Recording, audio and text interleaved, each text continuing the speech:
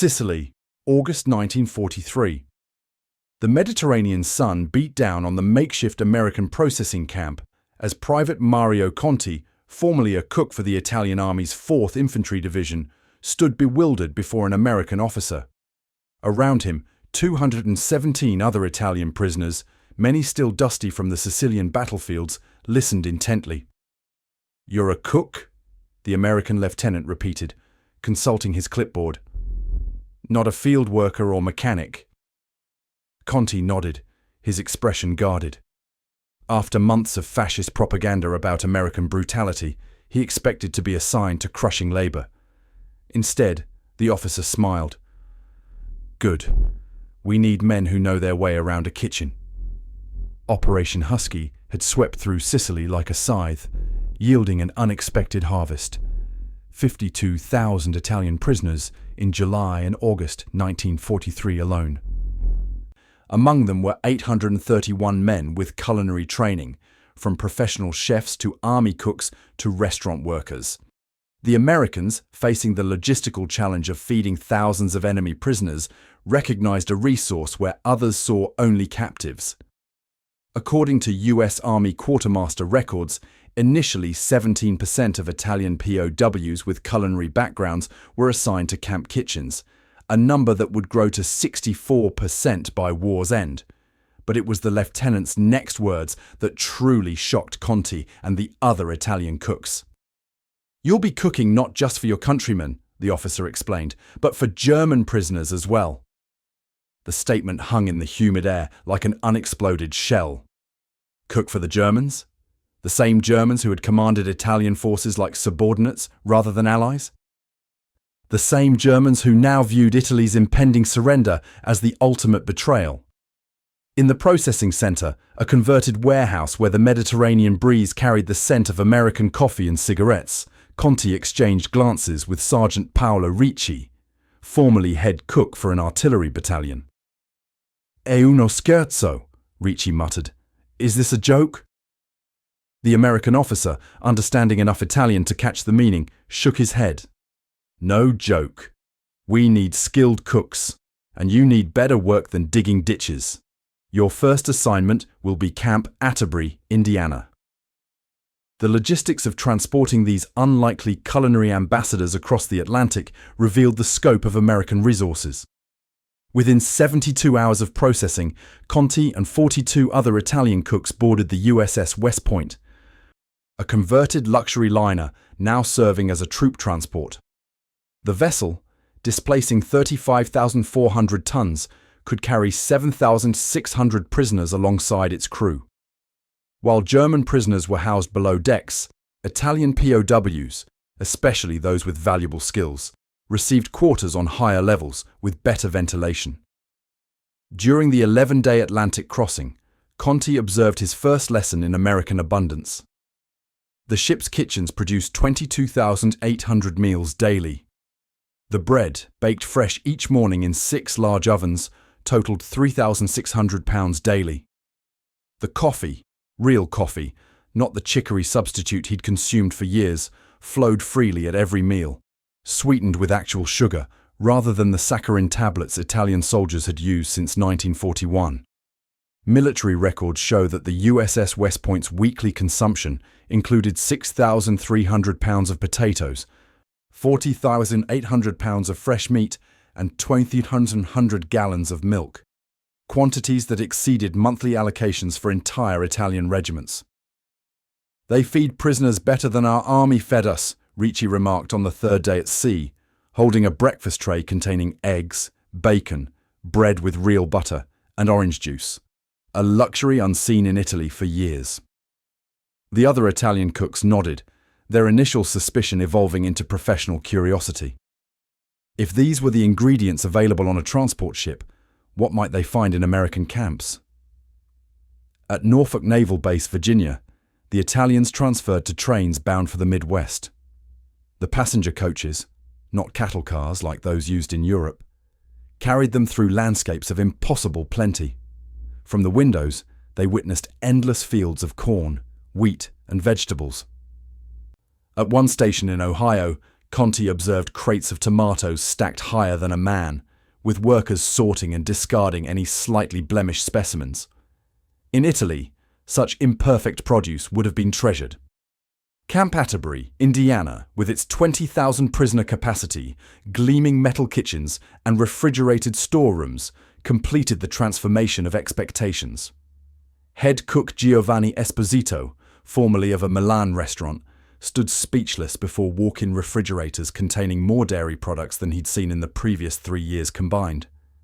The pantry shelves held 50-pound sacks of flour, sugar, and pasta. The spice rack included seasonings unavailable in Italy since before the war. "Questi Americani sono pazzi," muttered Esposito. "These Americans are crazy." "They expect us to cook for the Germans?" The camp's chief mess officer, Captain James Wilson, nodded.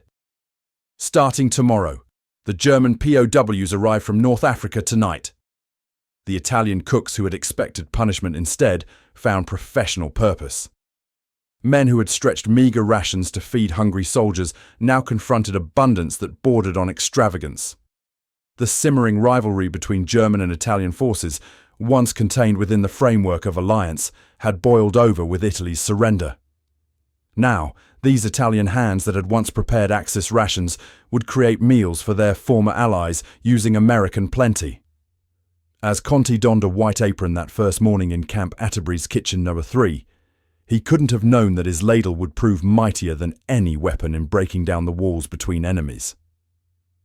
The Italian cooks faced their greatest professional challenge, introducing German prisoners to authentic Italian cuisine through the unexpected vehicle of American abundance.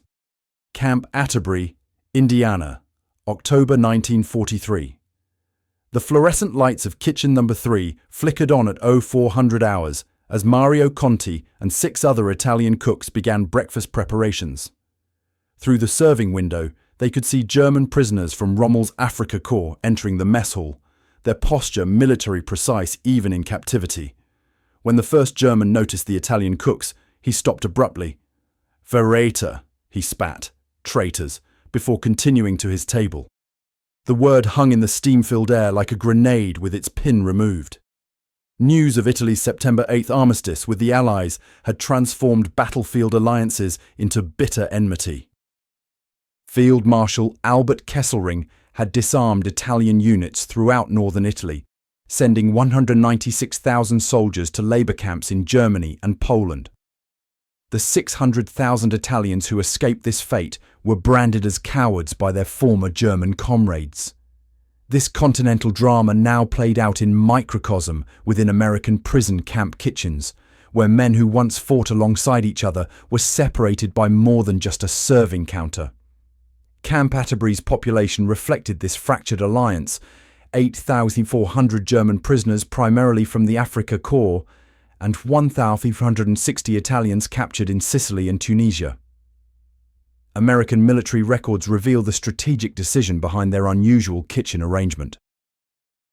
A September 22, 1943 memo from Colonel Walter DeVore, prisoner operations commander, stated, "Italian POWs with culinary training represent an underutilized resource.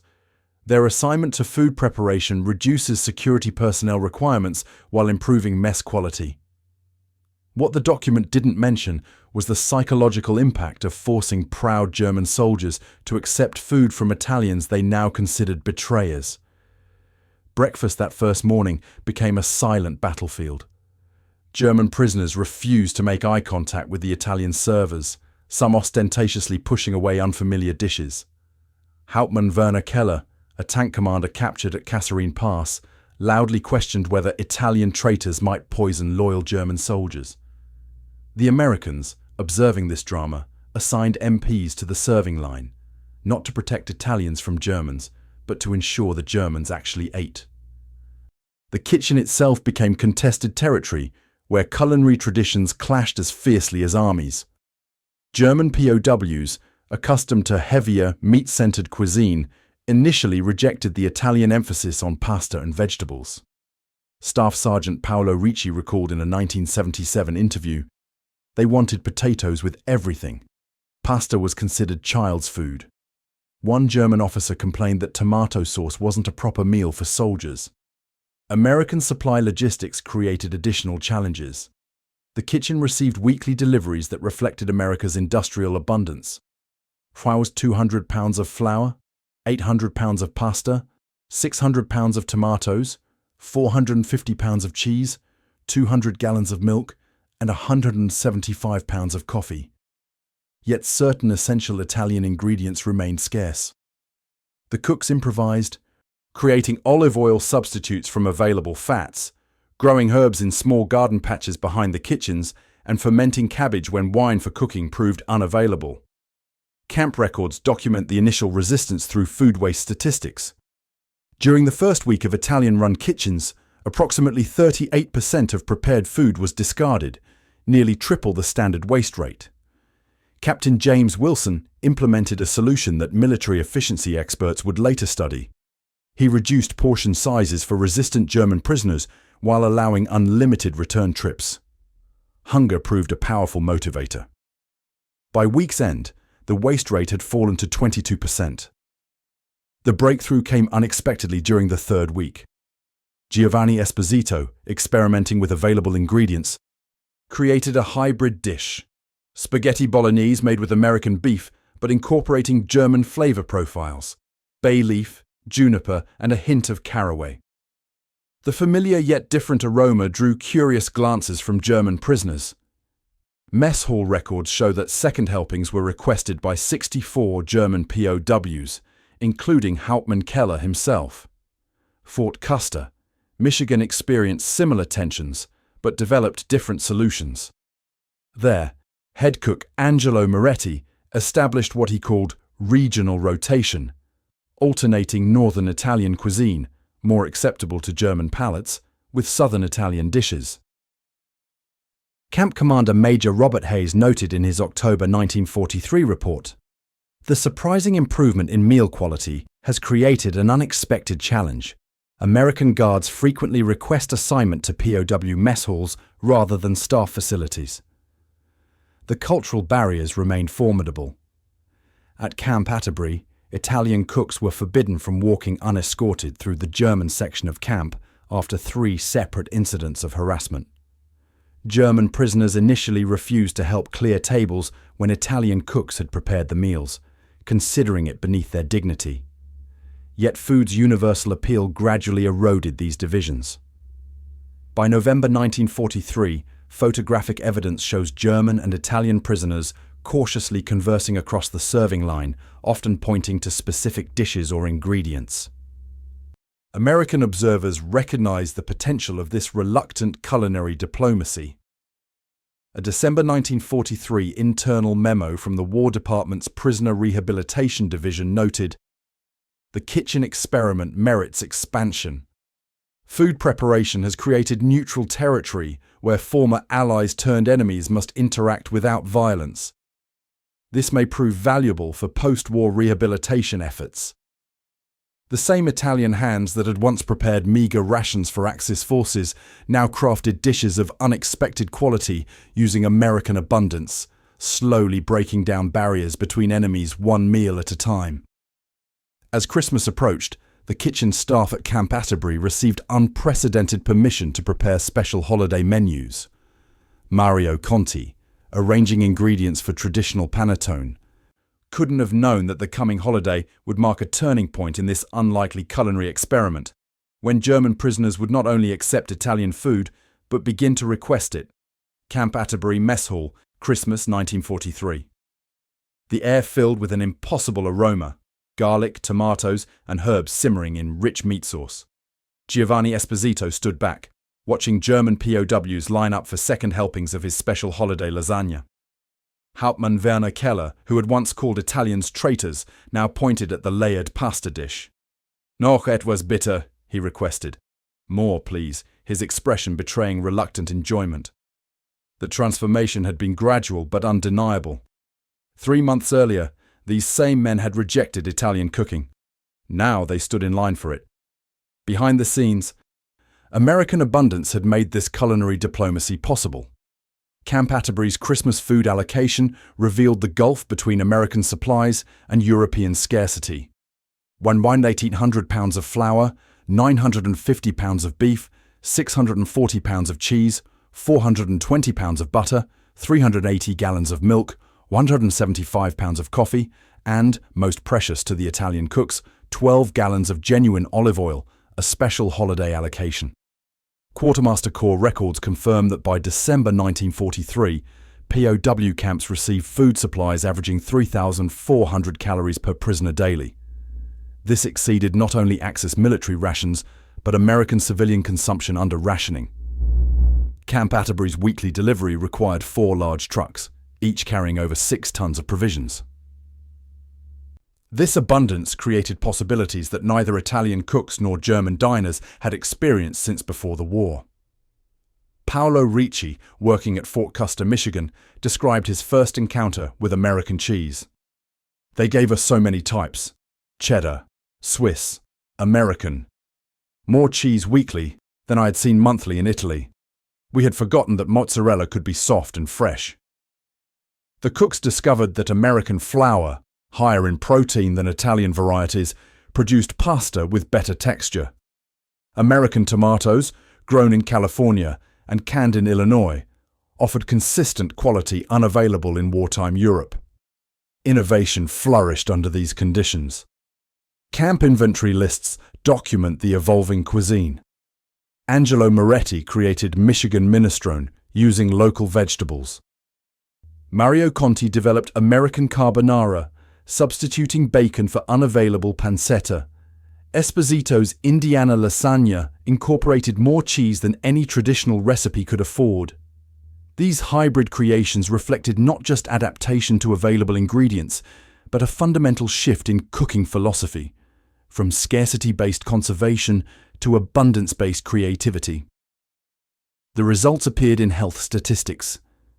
Medical records from January 1944 show that German prisoners in camps with Italian-run kitchens gained an average of 7.2 pounds during their first 3 months, nearly double the weight gain in camps with standard American mess operations.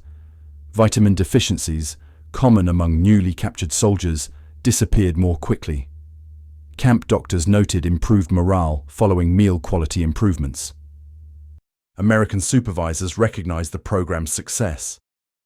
Captain James Wilson's February 1944 report stated, "The Italian cooks have transformed our mess halls from feeding stations to dining facilities.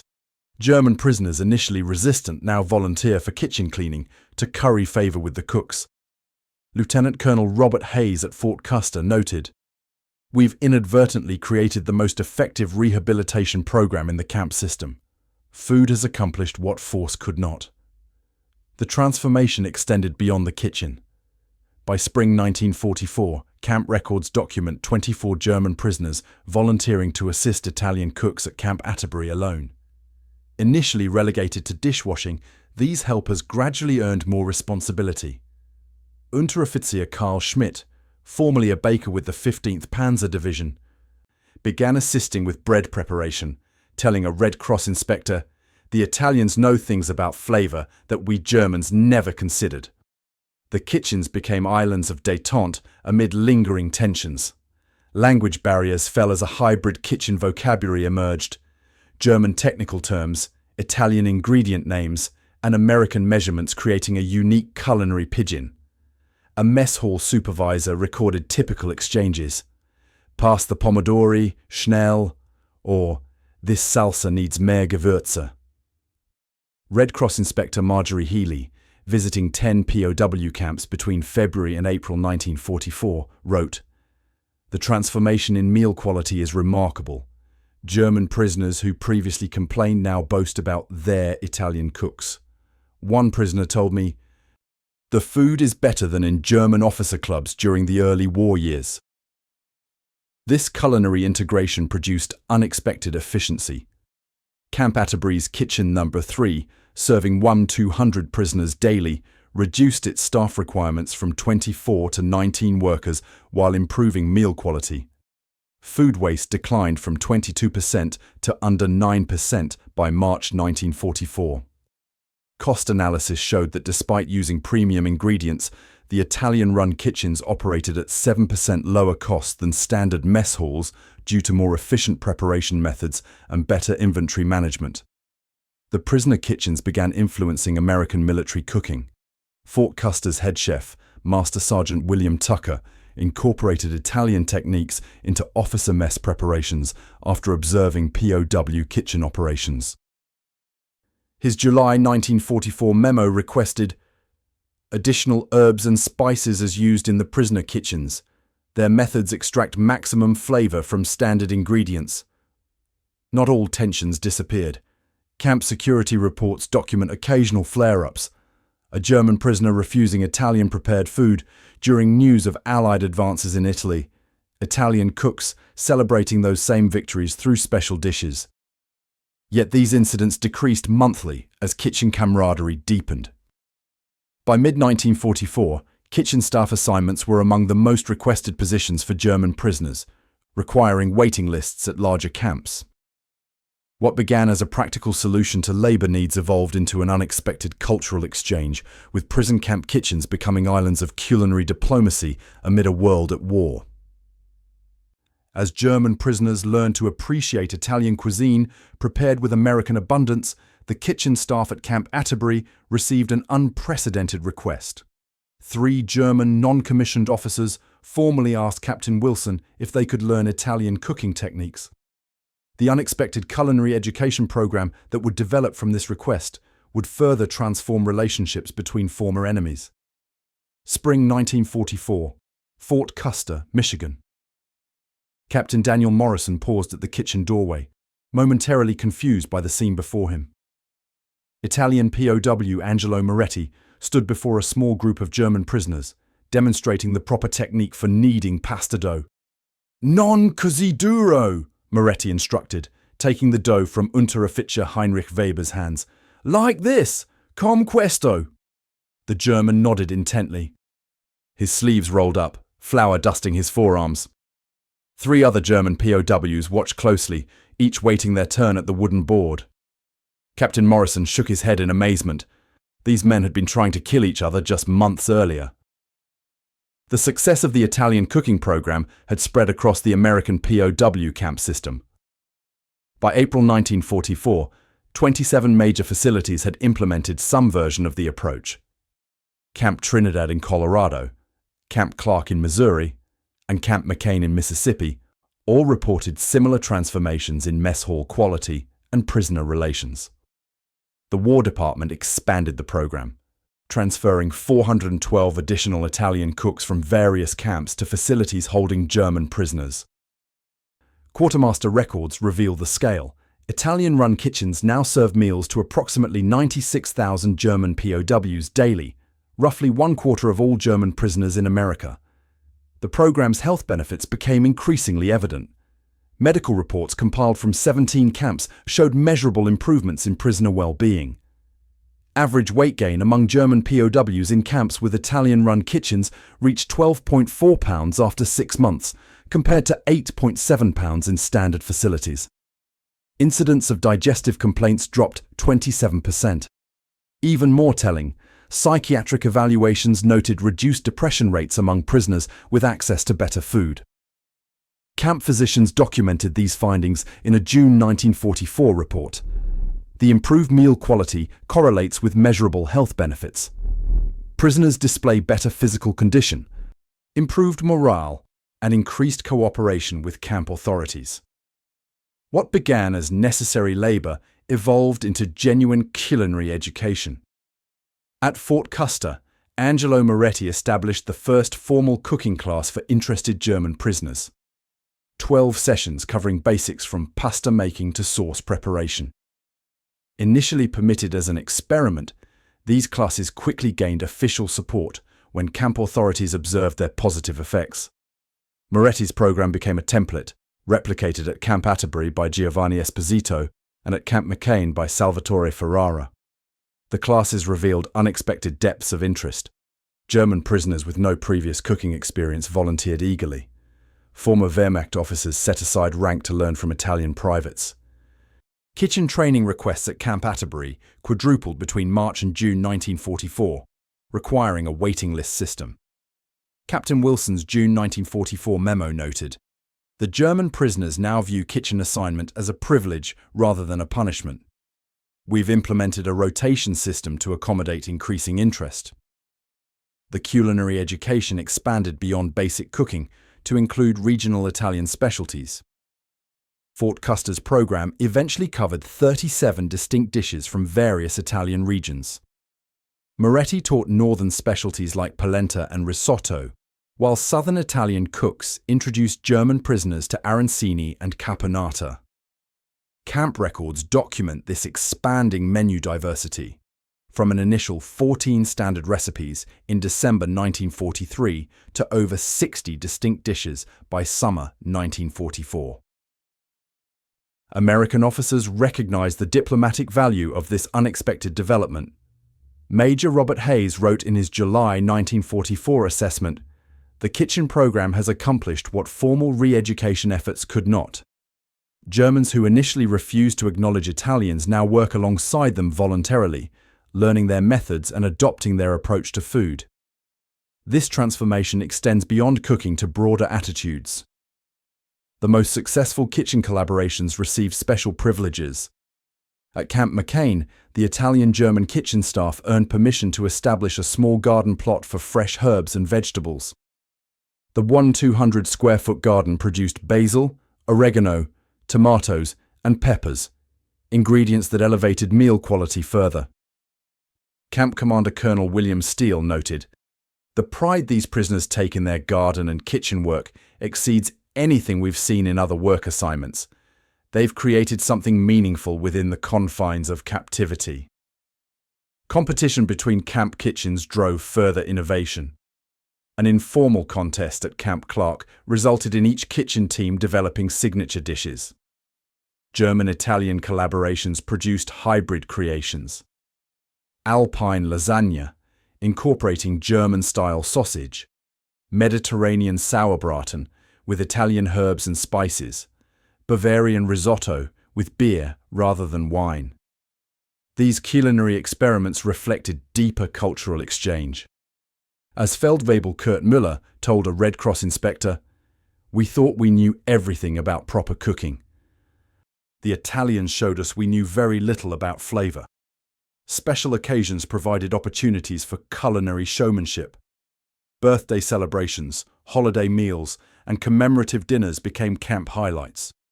Fort Custer's Easter 1944 dinner, prepared by a combined Italian-German kitchen team, featured roast lamb, fresh-made pasta, and a dessert of custard-filled pastry.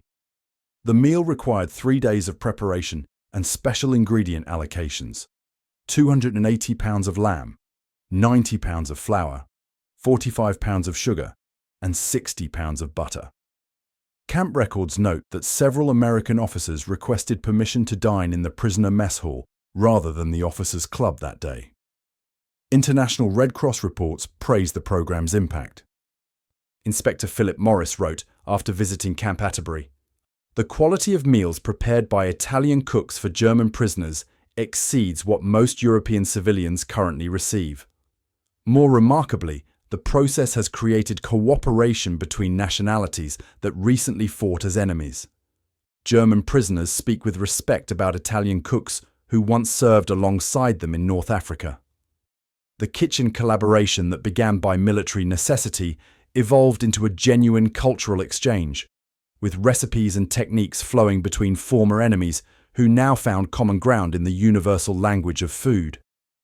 As news of Germany's reversals on the battlefield reached the camps throughout 1944, the kitchen partnerships provided stability amid uncertainty.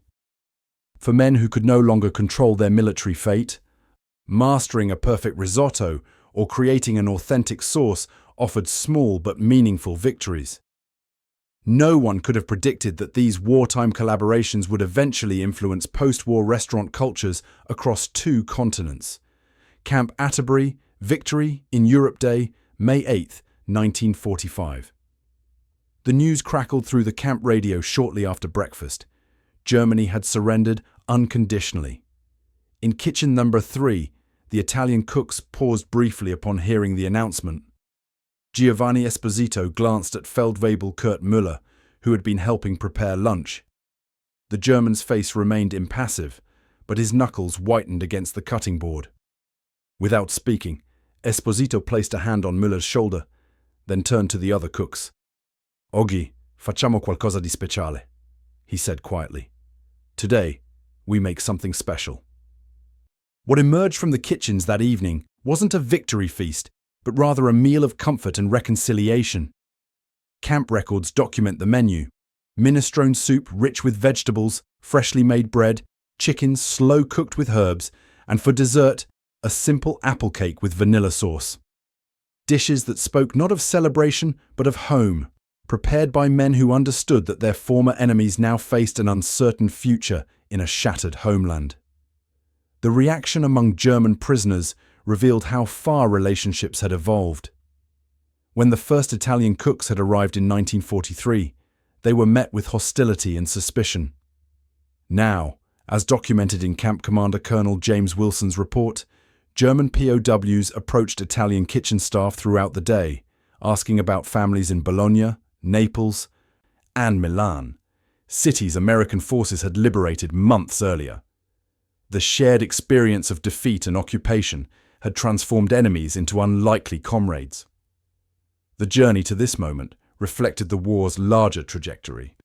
As Allied forces had pushed through Italy and into Germany itself, camp newspapers delivered updates that transformed abstract war news into painful reality for prisoners. Camp Atterbury's records show how meal preparations adapted to these developments. When Bologna fell in April 1945, Sergeant Paolo Ricci prepared traditional Bolognese tortellini, sharing stories of his hometown with German kitchen helpers. When Berlin was surrounded, the German cooks requested permission to prepare a special bread from their homeland, working through the night to knead and bake the dense seeded loaves. Statistical evidence captured this evolution in cross-cultural understanding. In May 1944, only 11% of German POWs voluntarily participated in kitchen activities with Italian cooks. By May 1945, that number had reached 37%. More telling were the relationships formed. Camp Atterbury's records documented 24 German-Italian prisoner partnerships that camp authorities classified as genuine friendships, with prisoners requesting shared work assignments and recreating together during free periods. The practical implications of Germany's surrender immediately affected camp operations. Repatriation planning began for both Italian and German prisoners, though at dramatically different paces. International agreements prioritized Italian repatriation, with 90% scheduled for return by December 1945. German prisoners, however, would remain in America much longer, some until 1947, due to concerns about conditions in occupied Germany and the need for labor in America. These divergent timelines created new challenges for the kitchen program. At Fort Custer, Angelo Moretti recognized that his imminent departure would leave a void in kitchen operations. His solution, approved by camp authorities, was to accelerate culinary training for German prisoners. Fort Custer's records show that between May and September 1945, Moretti conducted 47 formal cooking lessons, creating detailed recipe books in both Italian and German. Similar efforts occurred at other camps, creating a culinary legacy that would outlast the Italians' presence. Special meals marked significant events during this transition period. When the first group of 48 Italian POWs left Camp Atterbury for repatriation in July 1945, German kitchen staff prepared a farewell dinner combining Italian classics with German touches: spatzel alongside marinara sauce, bratwurst with Italian herbs, Black Forest cake with amaretto. The gesture, documented in camp photographs, showed men in German uniforms serving their former enemies, an inversion of military hierarchy transformed through shared kitchen experience. American authorities recognized the program's value extended beyond pragmatic kitchen management. A War Department assessment dated August 1945 stated, "The Italian-German kitchen collaboration has proven our most successful rehabilitation initiative, former adversaries working together, provides a model for post-war reconstruction. This observation proved prescient, as returning prisoners would later apply these collaborative approaches in rebuilding efforts across Europe. Letters preserved in military archives reveal the depth of connections formed. German POW Heinrich Weber wrote to Angelo Moretti after the Italians' repatriation, "What you taught me about cooking has given me hope for a new profession when I return to a country that will need rebuilding. More importantly, you have shown me that enemies can become teachers, and eventually, friends." This correspondence continued well into the 1950s between numerous former prisoners, creating transatlantic connections that outlasted the war that had brought them together. As victory over Japan Day approached in August 1945, the kitchen program faced further transition. With approximately 68% of Italian cooks already repatriated, German prisoners assumed increased responsibility for meal preparation. At Camp Atterbury, Kitchen Number 3, once the exclusive domain of Italian cooks, operated under the direction of Feldwebel Kurt Müller, with only 2 Italian POWs remaining on staff. The menu continued to feature Italian classics alongside German dishes, a culinary hybrid born of necessity and mutual respect. American guards observed this transition with interest. Staff Sergeant William Johnson noted in his August 1945 report, "The German prisoners now prepare Italian dishes with the same pride they once showed for their military service." What began as a practical arrangement has evolved into something approaching reconciliation, a small model of what might be possible in post-war Europe. As the war ended in Europe, the kitchen experiment that began as a practical necessity had produced an unexpected harvest. Enemies who had broken bread together could no longer see each other solely as the enemy. When the final Italian cooks prepared for repatriation in late 1945, they left behind more than recipes and techniques. They departed having participated in a remarkable transformation, from battlefield adversaries to kitchen colleagues, demonstrating that even amid history's most destructive conflict, human connections could be forged in the simple act of preparing food for others. Heidelberg, Germany, 1955. The aroma of garlic and tomatoes wafted through the evening air as former Wehrmacht officer Kurt Müller adjusted the sign above his restaurant. Cucina di Campo, Camp Kitchen. Inside, German patrons sat at checkered tablecloths, savouring plates of pasta and pizza unknown in their country a decade earlier. Müller moved between tables, recommending his specialty, a lasagna whose recipe he had learned as a prisoner of war in Indiana from an Italian chef named Giovanni Esposito. On the wall hung 2 photographs, one of Kitchen Number 3 at Camp Atterbury, and another of Müller's reunion with Esposito in Milan the previous summer. Former enemies now bound by the legacy of unexpected friendship formed over simmering pots and shared recipes. This scene repeated across post-war Germany with remarkable frequency. Tourism board records document 74 Italian restaurants operating in West Germany by 1955, at least 27 owned or operated by former POWs. The German Federal Economic Ministry noted this trend in its 1956 report on emerging business sectors. Italian cuisine establishments represent our fastest-growing restaurant category, introducing food cultures previously unavailable to German consumers. These restaurants, with names like Bella Prigionia, Beautiful Captivity, and Ricordi Americani, American Memories, served as living monuments to an unexpected wartime cultural exchange. In Italy, returning POWs brought American influences to traditional cooking. Angelo Moretti, once head cook at Fort Custer, opened a pasticceria in Bologna featuring hybrid desserts developed during captivity. His American tiramisu, incorporating ingredients encountered in Michigan, cream cheese and graham crackers, became locally famous. Sales records from his shop show monthly revenue increasing from 78,000 lire in 1947 to 342,000 lire by 1954, as customers embraced these culinary innovations. The statistical evidence of this culinary cross-pollination proved substantial. A 1957 market analysis by the German Restaurant Association documented the remarkable growth of Italian food establishments, from virtually none in 1946 to over 600 by 1957, with approximately 14% of these businesses directly connected to former POWs. Annual pasta consumption in Germany rose from £0.8 per capita in 1939 to £4.2 by 1956. Pizza, entirely unknown to most Germans before the war, became increasingly common in urban areas, with 112 dedicated pizzerias operating by 1958. Beyond commercial establishments, home cooking patterns shifted. Cookbook sales reflected changing tastes. Italian Cooking for German Kitchens, published in 1952 by former POW Heinrich Weber, sold 86,000 copies in its first printing. Weber, who had learned pasta making at Camp McCain, Mississippi, transformed his prison camp education into a successful writing career with 4 subsequent cookbooks. His personal story, from tank commander to celebrated food author, embodied the unexpected trajectory from military conflict to culinary exchange. Formal reunions between former POWs documented the enduring connections. In summer 1952, Giovanni Esposito hosted 6 former German prisoners at his Naples restaurant for a 2-week cooking seminar.